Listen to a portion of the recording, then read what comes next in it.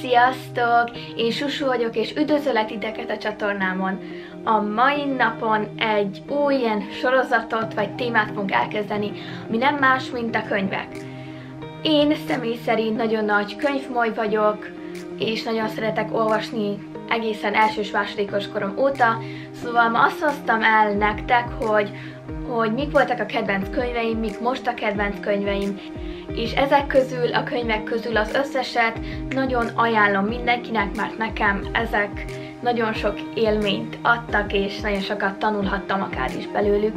Szóval ugorjunk bele. A könyveket megpróbáltam azt szerint sorba tenni, hogy körülbelül mikor olvashattam őket, de nem emlékszem ugye már pontosan. Szóval most az első néhány könyv, amit mutatok, ezek legfőképp azok a könyvek, amiket alsóban olvastam, kb. 1-től 3-ig. Az első, ezek a Thea Stilton könyvek, szerintem biztos is ismeritek. Ugye van a Geronimo Stilton, meg a Thea Stilton. Kis bónusz, amikor én másodikos, harmadikos voltam, az első angol könyv, amit olvastam, az a Geronimo Stilton volt. De mindegy, szóval nekem 3 van ebből a Thea Stilton könyvekből, ami ezek a hercegnős Thea Stilton könyvek. Igazából nem olyanok, mint a rendes Geronimo meg Thea Stilton könyvek, szóval nincsen benne annyira sok kép, ezért szerintem ez már tökéletes, aki már egy különlegesebb vagy valamennyivel összetettebb történetet szeretne olvasni, viszont még azért olyan vastag meg nehéz nyelvezetű könyveket még nem, mert én körülbelül elsős-másodikos lettem, amikor ezt olvastam, és emlékszem, hogy nagyon szerettem őket, bár ugyan nem volt meg az összes rész, csak ez a 3. Igazából a könyvek arról szólnak, hogy van, ha jól tudom, 6 testvér, akik mindegy különböző birodalomnak a hercegnői, és meg kell védjék a birodalmukat. Szóval igazából úgy nem függnek össze a történetek, viszont mégis van köztük egy összekapcsoló szál. A következő kis sorozat az a Lou szerető lányoknak kedvez. Ez Kathleen Dewey-nak a Lódolvagás című sorozata. Ennek összesen 4 része van, viszonylag vékonyak a könyvek, szóval könnyen olvashatóak. Emlékszem, hogy ezt nagyon szerettem.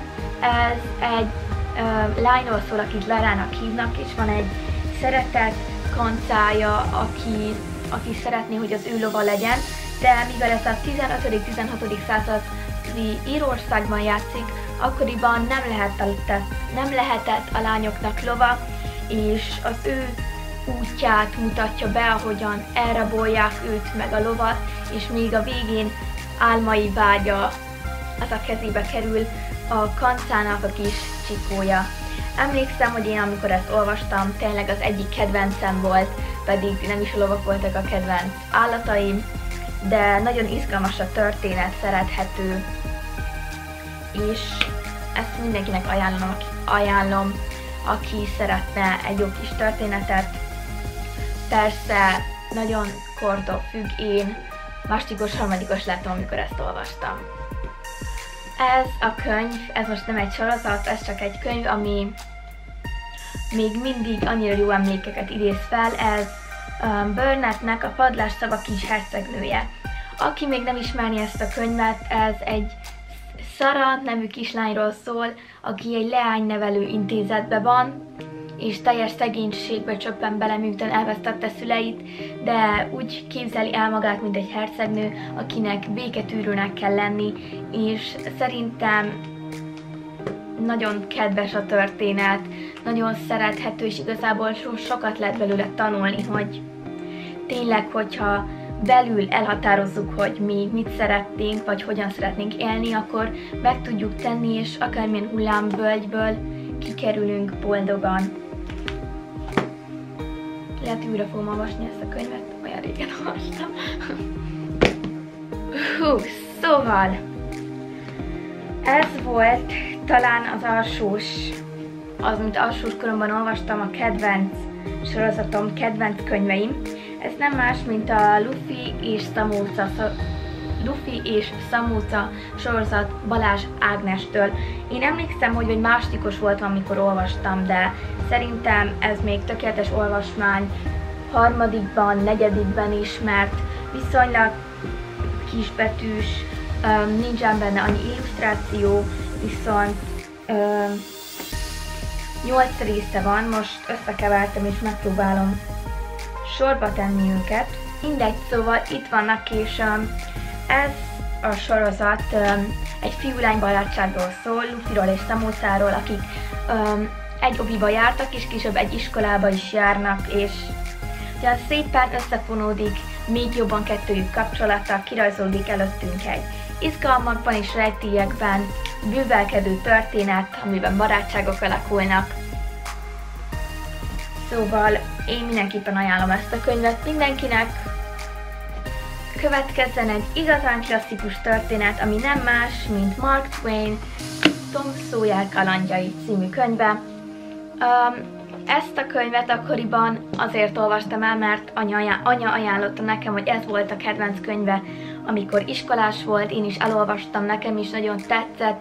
Igazából a Tom Sawyer az egy kis rosszront kisfiúról szól, aki mindig mindenféle kalamajkába keveredik, meg mindenféle kalandban lesz része. Ennek van egy második része, a Huckleberry Finn kalandjai, bár én azt nem olvastam el, mert nekem az nem annyira tetszett végül, amikor elolvastam az tehát annak körülbelül a feléig jutottam, mert az már nem tetszett annyira, de a Tom Sawyer tényleg az is kedvencem volt, és fiúknak, lányoknak ajánlom, akik szeretik a kalandos, vicces könyveket. Hú, nem is tudom, mit mondjak erről a könyvről. Ez Michael Ende a Végtelen történet című könyve.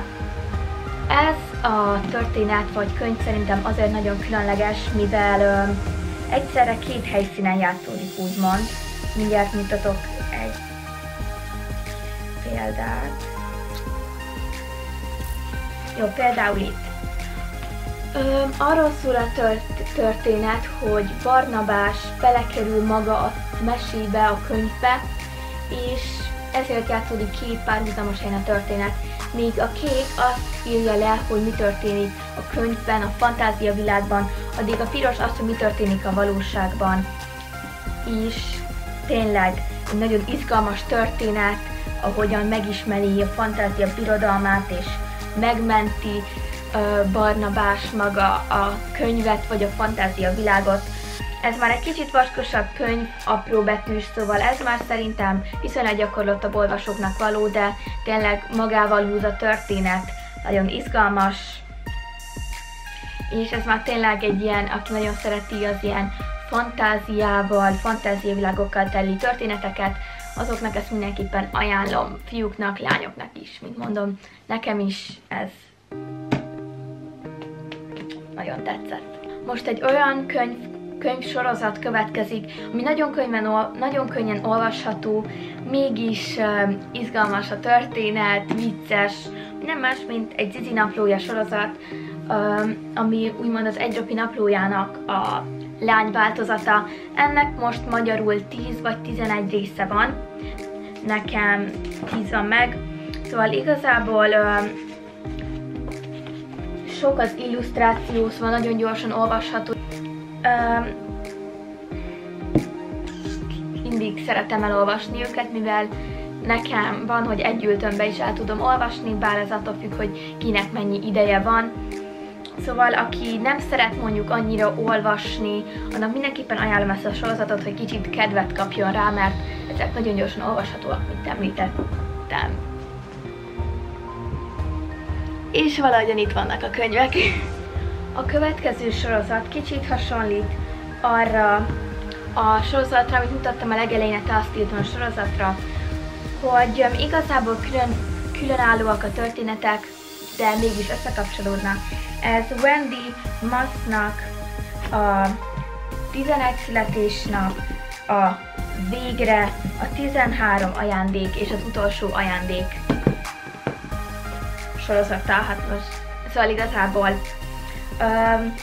mindegyik rész egy külön lányról szól, akik igazából a legvégén barátok, szóval, ez most nehéz elmagyarázni, szóval egy városban laknak, viszont a saját történetüket mutatja be. Például az első az Amandáról és Leóról szól, ahol folyton megismétlődik egy nap, szóval tényleg ezek mindig ilyen varázslatosak.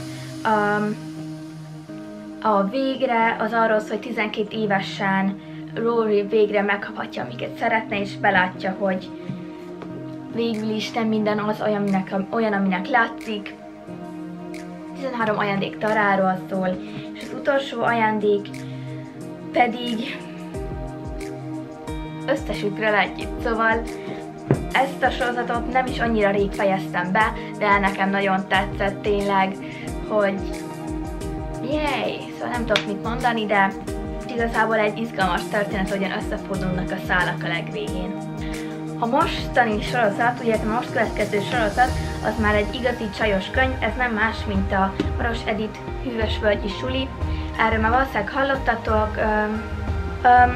A Hűvösvölgyi Suli egy ikerpárról szól, akik belátják, hogy hát kamasznak lenni nem is olyan egyszerű, szerelmi történetek, barátságok, felcserélt randi, meg ilyesmik vannak benne.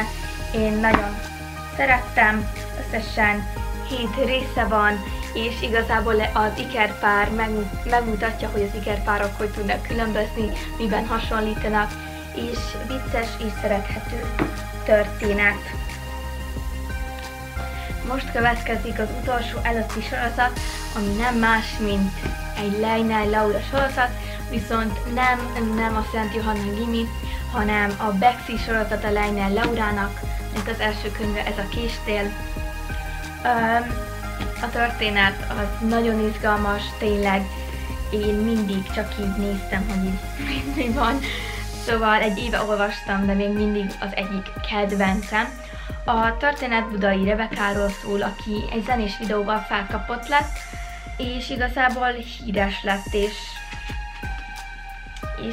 sokszor nem tudta, hogy ezt hogyan dolgozza fel, és igazából hullámvölgyeket él meg, lesz egy menedzsere, új dalokat ír, közben pedig már 16 éves, és nagyon sok mindenben közrejátszik az akkori tinisztár Mark, Nagy Mark, akivel eléggé zűrös lesz a kapcsolata, de végül minden megoldódik. Ennek a sorozatnak összesen 6 könyve van, sajnálom, hogy csak ennyi, tényleg.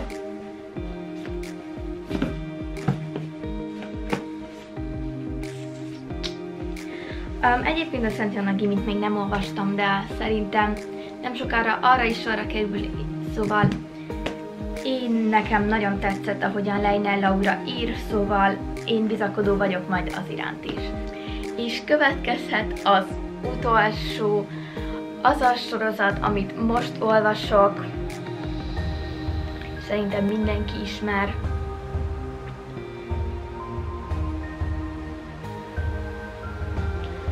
Jó, akkor nem látok semmit, tök mindegy. Szóval, az nem más, mint a Harry Potter. Nem kell nagyon szerintem bemutassam, mindenki ismeri, igazából úgymond már egy klasszikus. Én is kíváncsi voltam, hogy tényleg olyan jó, aminek mondják, mert én eddig még nem olvastam, és most karácsonykor kezdtem el olvasni, és nagyon magában ragadott a történet, és megértettem, hogy miért ennyire sok embernek kedvence, aki esetleg, bár nem tudom ki az, aki még nem hallott róla, a történet nem másról szól, mint Harry Potterről, aki 11 évesen szembesül azzal a ténnyel, hogy ő egy varázsló, és igazából úgymond a sulis éveit Roxfordban mutatja meg. Én a könyvet a Kindle-en olvasom angolul, szóval most fizikálisan nem nagyon tudom megmutatni nektek, de én csak ajánlani tudom, hogy aki szereti az izgalmas történeteket, a varázslást, a fantáziát, annak mindenképpen ajánlom, mert a történet nagyon magával ragadó.